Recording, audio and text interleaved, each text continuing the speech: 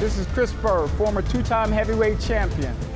He is the pride of Clinton, Michigan, the heavyweight no one wants to face, Chris Byrd. This is part 2 with my interview with Steve Cunningham, like I promised you.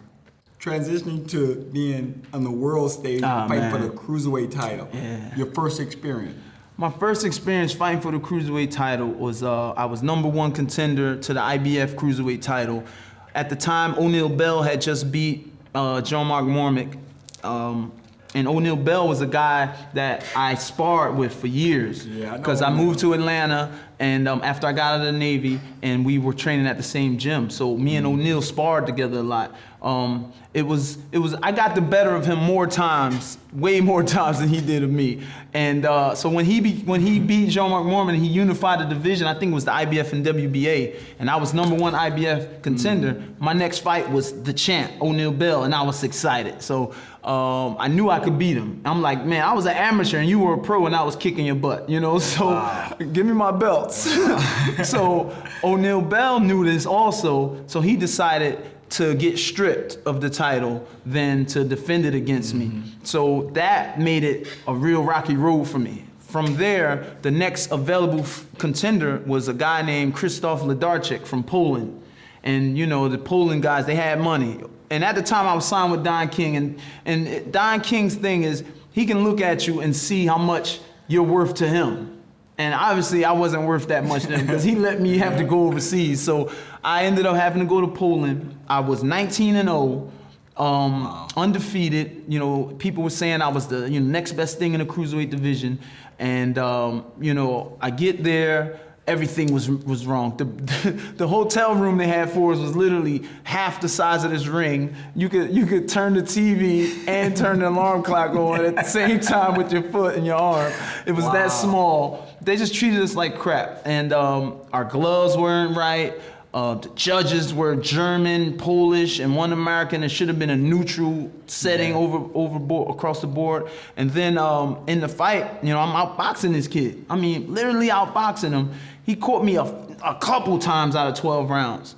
The American judge, who I don't have any affiliation with, he had me winning 11 rounds and losing 1. Wow. Of course, the German and the Polish judge had me losing like 8 rounds, you know, to 4 and you know, 7 to 5, stuff like that. So this kid, basically, they stole my belt from me, and they stole my undefeated record.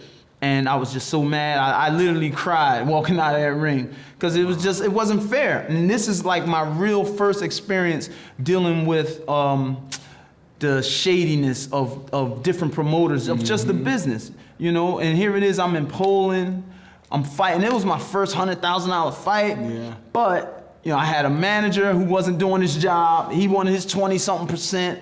I had to pay Polish taxes, which is almost 20%.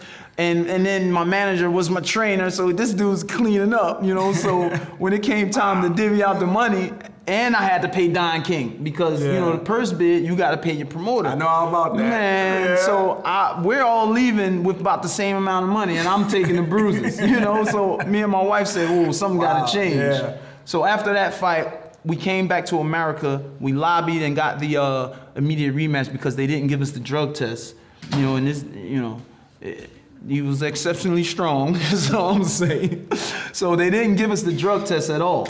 So we were waiting in the locker room. They literally kicked us out of the stadium because we were there so long, but they never gave us the drug test, and we knew that's what we had them, because that's the IBF rule, you must give the urinalysis. And they didn't. We came back, we got the immediate rematch, went back over there May 2007, and won my first title. You know, I kicked his butt even worse this time. Yeah. You know? That's what I'm talking about. And I made my wife my manager before that fight. So we came home, we made less, the purse was about $20,000, $30,000 less than it was before, but we came home with way more money than we did that's what it's the first about. fight. Exactly. Yeah. That's what it's about. No doubt. You know, it's about built, but you do want to get paid. About Benzes, Beamers. The bees. Yeah, right. But going through all that, one thing I want to touch on, you talk about your wife. Yeah. How about your faith and your family is all wrapped up into your boxing and how you do things? Explain that. Well, first with my faith is, you know, I'm a born again Christian. I could say diehard Christian. You know, I'm a born again Christian, man. I mean, my faith is my life. You know, it tells me the way I should live. It tells me how I should talk. It tells me how I should treat my wife, raise my children, and be at the workplace. And workplace just so happens to be the gym and in the ring for millions. So every time I train, you know, and work out, I push so hard, and people like, man, Cunningham, you work so hard. And, you know, I can't really explain to them why, you know, but my mindset is God wants to use me, you know, in this field as a boxer, as a world champion, as a whatever. And I'm gonna at least make it a little easier on his part and be in the best shape I can and give him all that I can give him, so he can use me at the highest level that we can get to. You know. Yeah, I know you're in the best shape. If he take off his shirt, he like Rockman. Right. I mean, you take it off there like a brick. You could throw a quarter at the quarter of crack. You mean Rockman? Nah, So with my wife, with my family, boxing to us is a family business. You know, we got my wife's my manager. You know, I've got my son Steve Jr., who's 9. He just had his first amateur fight. He lost, but you know, he looked great. He gave us what we wanted. You know, he's got it in his blood. You know, he wasn't nervous. We're more nervous than he was, but he did some good things. He did what we wanted. He fought an experienced kid. And my son Cruz, who's 2, this guy. He already got 4 fights. Basically, he comes out the womb throwing punches. Literally, he's shadow boxing at 5 months in the mirror. You know, so we can't wait for him to get started. But boxing is a family business. We all work out. My wife spars. She works out.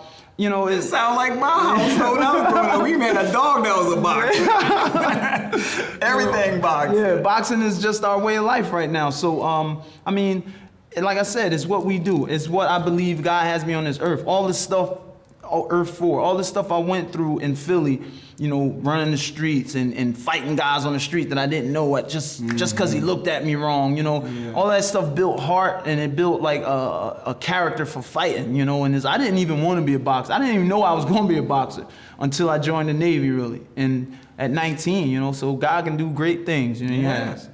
Definitely. But I know what everybody want to talk about and what they want to know is the Tomasz Adamek fight. We'll talk about the first fight. Yeah, okay. The first fight. How was that? How was that in your mind? They robbed me. No, no. The first fight was at first, you know, we underestimated him a little bit. I can't just put it on me. I had a team, my trainer and I, and we, you know, we just finished stopping Marco Huck in the 12th round.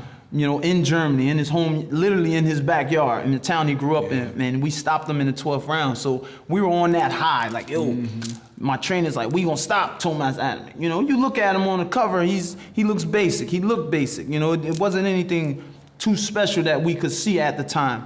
And so I'm going along with the plan. Yeah, we gonna stop this dude. You know, so we just training on banging. You know, more or less boxing and more banging. So we get in the fight. And this is my first fight in America as a world champion on television. It was on the Versus Network. And, you know, you knock somebody out in America, you a star, you know? Yeah, I can make that move to San Diego. We got that money, you know? So that's what was on my mind, you know, getting this money, being a star, and providing for my family. And also, you know, still showing that this is what God created. But underestimating this dude kind of played against me, you know, trying to knock him out and not boxing like I know to. That's why the fight between me and Adamek basically was the great fight that everyone says it was, because, you know, I was just going toe-to-toe with the guy. He knocked me down 3 times, but, you know, in between the 3 knockdowns, I was kicking his butt, and he knocked me down. I get back up and go to war. I mean, a lot of people thought you won. I mean, I thought... Even with 3 knockdowns? Yeah. Well, one of the judges did. It was a split decision, you know, but I thought going into the decision, you know, after the fight was over, I thought, you know, me being the champion and fighting like that, even with the 3 knockdowns, I thought it shouldn't have been nothing less than a draw. That's how I felt. But it wasn't, so I had to deal with that, you know? So what year was that? What year was that? That was 2008, December. 2008. Yeah. So we fast forward to 2012. Yeah. So you win another Cruiserweight belt. You lose that one from Adamek. Yeah. And now we look up, you fighting at heavyweight. Yeah. And guess who you fighting again? Tomasz Adamek. Tomasz Adamek. And now he's the top. He's Yeah, the top yeah, heavyweight. yeah. Now that's who you get ready to rumble with. How you feel about this time? I mean, Adamek has done a great job at heavyweight. You know, he's won 10 fights as a heavyweight. I mean, fought 10 times as a heavyweight. You know, he showed people that, you know, at heavyweight he can box, he can be a boxer. He's gotten bigger, much bigger. You know, he's from 175 to 225 in like overnight. So that's amazing. You know, he's doing a good job at being a heavyweight. But me fighting him now, it's like I'm not even. People are saying, "Oh, Cunningham's trying to get his revenge," and I mean, revenge is the Lord's. I'm not the Lord, you know. So it's not for me to seek revenge. My mindset is, this is my first time fighting him.